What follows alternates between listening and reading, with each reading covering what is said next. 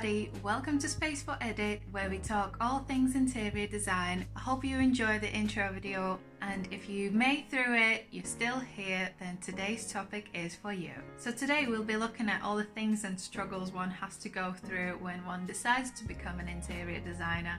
We'll look at education, at getting work experience, what sorts of qualities you should have as a person to be successful in this industry. So just wanted to throw a disclaimer out there that this is my experience and these are my thoughts and my advice on how to become an interior designer. This is not to say that this is the only way how to do it, but if you follow these tips and tricks, it might be a less painful experience for you. So get comfortable, get your notes out, get your cup of tea or just a glass of wine, whichever you prefer, and let's get this party started. So my biggest advice for anyone who wants to get into a creative industry like interior design is to start as early as possible. Now these could be art classes, your after school activities, it might be an event that you're helping out, volunteering for an event, anything that's related to art, design, or just opens up your mind, creatively opens your mind creatively will help you big time. All of these extra things that you will end up doing will help you to train your brain to think about things in an artistic way, to look at everything with like sort of a designer's viewpoint. So you're training yourself to become a designer artist from an early age. If you're thinking about studying interior design in university, then you should probably look at taking extra design and art related classes in school, which, correct me if I'm wrong, but in the UK it's a part of taking A-levels or going to college. I'm Latvian, I'm still trying to get my head around this, so no judgment please. Now after you've done your A-levels or you've gone through college, it might be a good time to consider apprenticeships.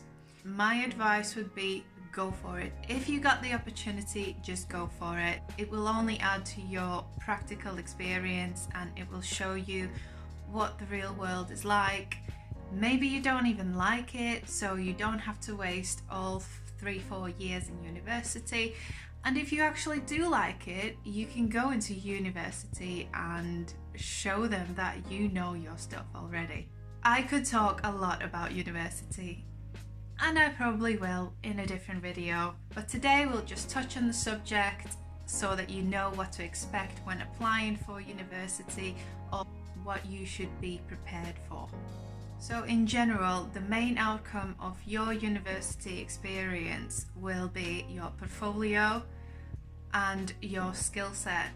So you can either go and party all night, every night, spend your money, go on holidays, do all that, and hope that at the end you'll have a decent portfolio. Or if you want to actually be successful, then be a sponge, go to libraries, go to your lectures, ask questions, get to know your tutors. They've got a lot of experience behind them, so learn as much as you can and try your best. The more work you put in, the more you will take away with you. And that in general is probably the best advice I can give about university. Have fun, just know your priorities. That's all. Hello. Is she my little assistant? Okay, that's it. Now I'll be honest with you, unless you know people in places, you will most likely struggle to get a job at first or straight after university. It is going to take some time, but if you use that time wisely, if you grow your network, work on your portfolio and your presentation skills, then you will eventually get there. It took me quite a while to get my first internship, and even to go through this internship was quite a painful process because you don't get paid, which you should be ready for. Most likely you will not get paid at first, And it is normal. You just have to accept it and get on with life and power through, because you can do it. If I can do it, you can do it too.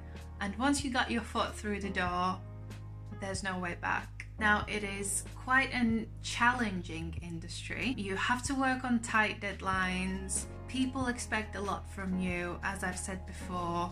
You have to be self-sufficient and you have to do a good job. And at the end of the day, you have to stay creative and inspired and motivated all day long, every day. It's hard. It is not easy. So to ease that harsh real life experience, you will most likely have to rely on that little spark inside of you, that creative flair that comes out of nowhere. And what I'm talking about is your talent. Now, there are ways how to boost your creativity, but that's probably a topic for another video, so comment below if you would like to hear more about that.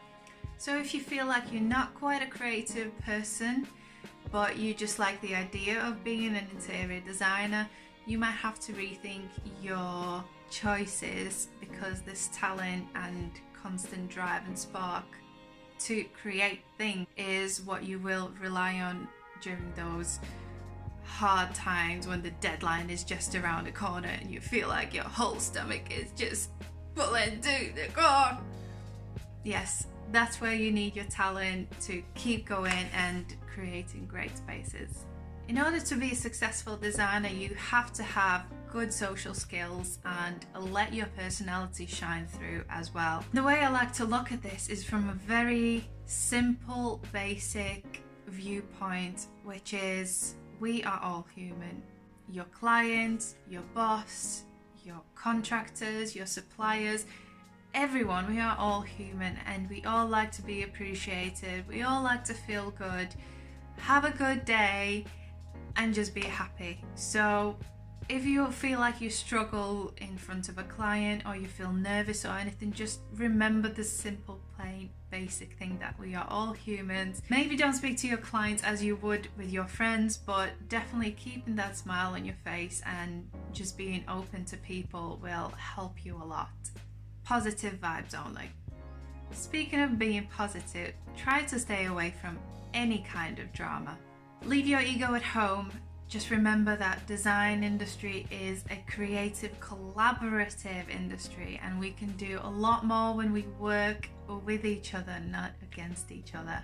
So to sum up today's video on how to become an interior designer, we have looked at a few things. How to use your talent as your motivation and your creative fuel. How to start as early as you can and take any kind of opportunity to gain experience within the industry. We've talked about how to be a sponge and learn from everyone and anything that comes your way.